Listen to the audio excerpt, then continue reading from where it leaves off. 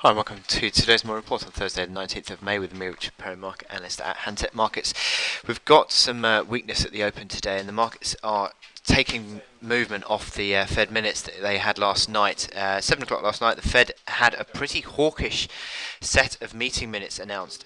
Basically, it suggested that if economic data continues to improve through the second quarter, the possibility or the probability of a June rate hike is certainly on the table. And that is pretty much in line with what these Fed members have been saying in recent weeks. And it's very interesting because we've had some dollar strengthening on the back of this. We've had some big moves on the yields. We've got Treasury yields which are spiking higher, or have spiked higher. 10-year strongly higher yesterday, as was the 2-year yield on the Treasuries, and the dollar has strengthened accordingly as well.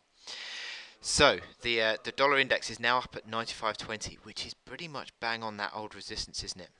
It really is testing that key level, and that sort of equates to the on euro dollar, the April low. The April low on euro dollar 112.13. I'll talk about that in the chart analysis video in a bit. But certainly the markets are sort of taking account of these sort of more hawkish Fed minutes. Now the probability of a rate hike has moved from about 3% 4% a couple of days ago on the CME Group Fed Watch to now over 30%. So a really strong increase in the probability of a June rate hike. So many questions as to whether they will or could do a hike in June. Issues such as Brexit. About a week later, the key UK referendum comes about. So would they hike in front of that? And lots of uncertainty still, I think. But the market is now having to factor in the possibility of this June rate hike.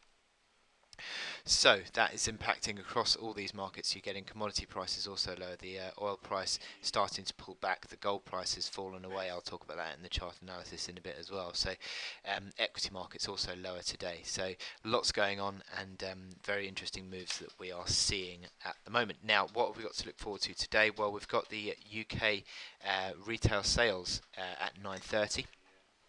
They're expected to sorry, that's not UK retail sales, is it? What am I doing? Jobs claims, retail sales.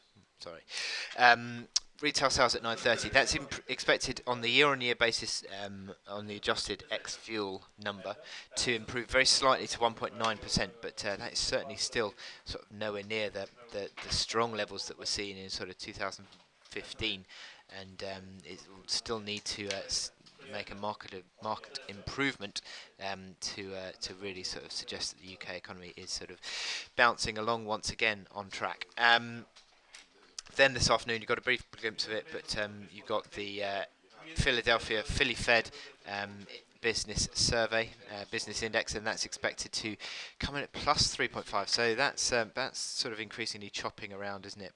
Above and below zero. And also the weekly jobless claims, which spiked unexpectedly to 294 last week, expected to come back to 275 this time around.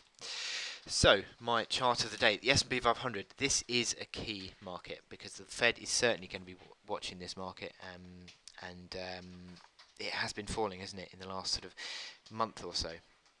Succession of lower highs, confirmed on the momentum indicators. Now this is coming back towards this key support at 2034, 2033 to 2034. Yesterday hit that level and bounced.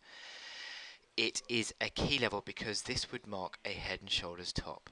If it were to be completed, then you could sort of measure the projection down from 2111 down to 2034. Gives you around about 1955.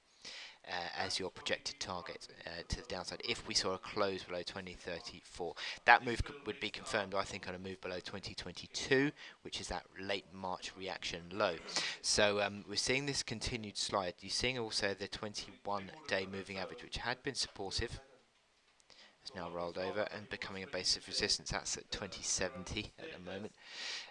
Yesterday, as I said, the momentum indicator is more negative. This is the hourly chart. You can see very choppy in the near-term basis, but certainly a suggestion of lower highs on the chart, trading below all the moving averages. You've got negative or corrective configuration, certainly on all these momentum indicators on the hourly chart as well. It certainly looks to be sort of pulling back for a test of this sort of 2033, 2034 key low that was tested yesterday but just held on. Will that come under further scrutiny today? A strong dollar is negative for the S&P 500. There's still a negative correlation between the S&P 500 and the dollar, and if the dollar does strengthen, then that should be pulling S&P 500 lower. So interesting that we're seeing this move on the S&P 500. So I wish you good luck in your trading today, and I will speak to you later.